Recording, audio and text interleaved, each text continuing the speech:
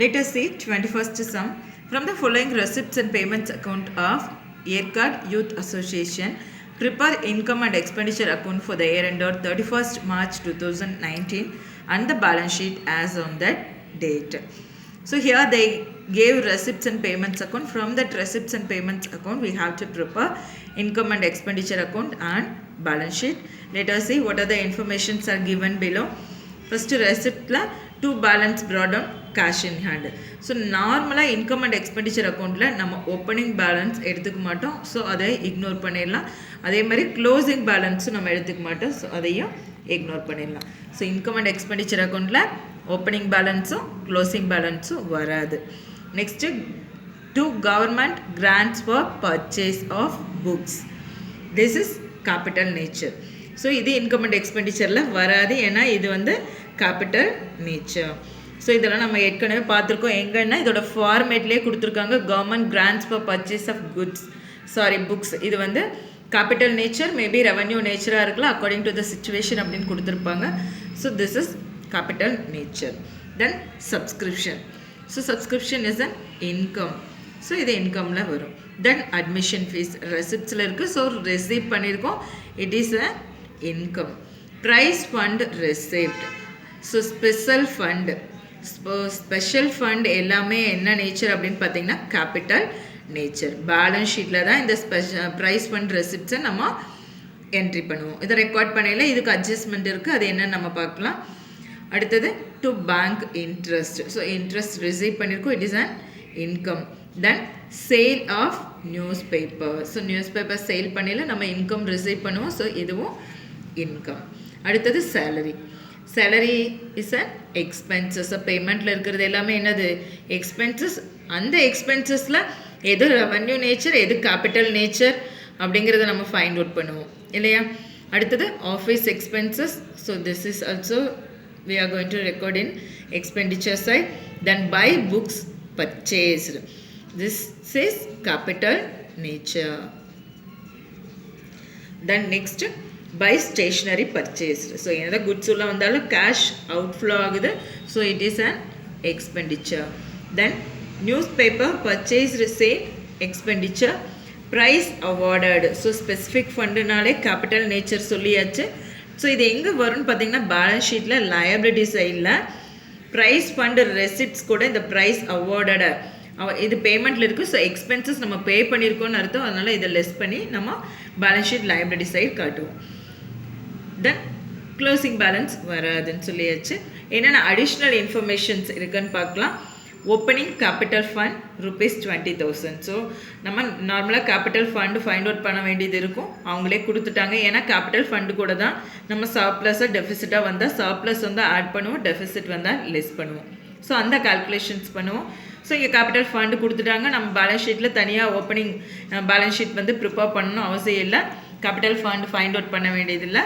So இந்த capital fund கூட சர்ப்ளஸ்னால் ஆட் பண்ணுவோம், டெஃபிசிட்னா லெஸ் பண்ணுவோம். ஸோ அடுத்த அடிஷ்னல் இன்ஃபர்மேஷன் என்னன்னு பார்க்கலாம். So second additional information stock of books on 1/4/2018. அதாவது ஓப்பனிங் ஸ்டாக் ஆஃப் புக்ஸ் கொடுத்துருக்காங்க 9,200. ஆல்ரெடி புக்ஸ் பர்ச்சேஸ்டு கொடுத்துருக்காங்க. ஸோ இந்த ஓப்பனிங் ஸ்டாக் ஆஃப் புக்ஸ் கூட புக்ஸ் பர்ச்சேஸ்டே ஆட் பண்ணுவோம், அசெட்டில் வந்து இதை காட்டுவோம். அடுத்தது subscription due but not received. It is outstanding subscription.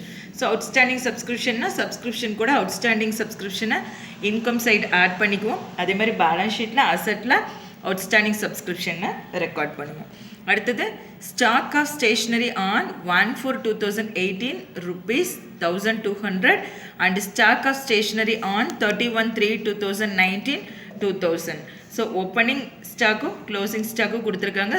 So consumable items, இது வந்து கன்சியூமபிள் ஐட்டம்ஸை வந்து நம்ம எக்ஸ்பெண்டிச்சரில் கால்குலேட் பண்ணுவோம். Opening stock plus purchases minus closing stock அப்படிங்கிற ஃபார்முலா அப்ளை பண்ணுவோம். ஸோ அதை தான் அப்ளை பண்ணி இங்கேயும் கால்குலேட் பண்ண போகிறோம். As usual income and expenditure account prepare பண்ணுவோம். ஏற்கனவே நான் எக்ஸ்பிளைன் பண்ணிட்டேன். ஸோ அதை இங்கே அப்ளை பண்ணுறோம். டபுள் சைட் ப்ரிப்பேர் பண்ணுவோம். Income and expenditure account of Yerkad Youth Association as on 31st March 2019. So ரெண்டு சைடு ப்ரிப்பேர் பண்ணுவோம். டெபிட் சைடு வந்து expenditure, credit side income. So first எக்ஸ்பெண்டிச்சரில் என்னென்ன ஐட்டம் வரும்னு பார்த்துக்கலாம். பேமெண்ட்டில் நம்ம பார்த்தா இல்லையா, salary 14,000, that is expenses. Then office expenses 7,200.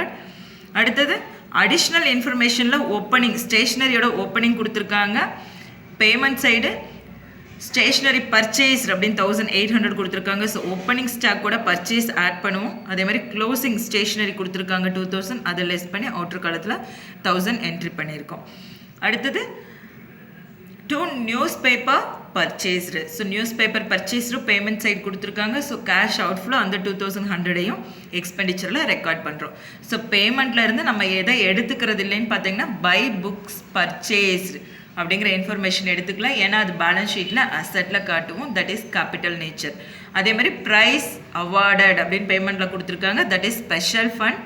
So அதையும் இன்கம் அண்ட் எக்ஸ்பெண்டிச்சரில் எடுத்துக்க மாட்டோம். ஸோ இன்கம் அண்ட் எக்ஸ்பெண்டிச்சரில் எப்போவுமே ரெவன்யூ நேச்சர் தான் எடுத்துக்குவோம், கேபிட்டல் நேச்சர் இருக்கக்கூடிய ஐட்டம் எதையும் எடுத்துக்க மாட்டோம். ஸோ எக்ஸ்பெண்டிச்சரில் எல்லாமே ரெக்கார்ட் பண்ணியாச்சு. அடுத்தது இன்கம் சைடு பார்க்கலாம். Income side first information opening கொடுத்துருக்காங்க ரெசிப்டில், அதை எடுத்துக்க மாட்டோம், ஒமிட் பண்ணிடுவோம். அடுத்தது two government grants for purchase of books, that is capital nature. Capital nature இருக்கிறது எதுவுமே இன்கம் அண்ட் எக்ஸ்பெண்டிச்சரில் வராது. அடுத்தது என்ன இருக்குதுன்னு பார்த்தீங்கன்னா சப்ஸ்கிரிப்ஷன் 24,800 இருக்குது. அது கூட அடிஷ்னல் இன்ஃபர்மேஷனில் அவுட்ஸ்டாண்டிங் சப்ஸ்கிரிப்ஷன் 700 கொடுத்துருக்காங்க. ஸோ அந்த 1,700ஐயும் 24,800ஐயும் ஆட் பண்ணால் வி கெட் 26,500. சப்ஸ்கிரிப்ஷன் கூட கரண்ட் இயர் அவுட்ஸ்டாண்டிங் சப்ஸ்கிரிப்ஷன் இருந்தால் ஆட் பண்ணணும், அதுதான் ரூல். ஸோ அதனால் அதை ஆட் பண்ணி அவுட்டர் காலத்தில் எழுதியாச்சு.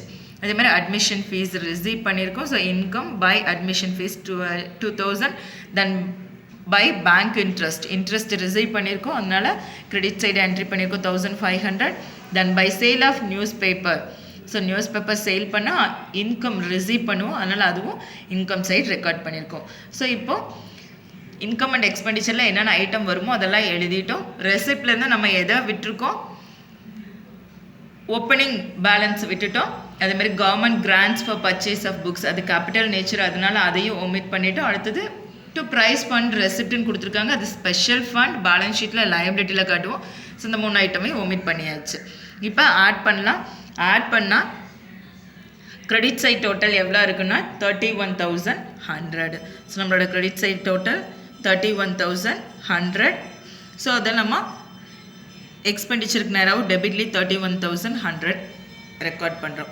அடுத்தது லாஸ்ட் ஸ்டெப் இதில் என்ன அப்படின்னு பார்த்தீங்கன்னா எக்ஸ்பெண்டிச்சரில் எவ்வளோ அமௌண்ட் இருக்குது அது எல்லாமே ஆட் பண்ணணும். ஸோ இந்த அமௌண்ட் எல்லாமே ஆட் பண்ணுவோம். ஸோ இதெல்லாம் ஆட் பண்ணால் நமக்கு எவ்வளோ வரும் டோட்டல் அப்படின்னு பார்த்தீங்கன்னா 24,300. ஸோ 24,300 வரும்.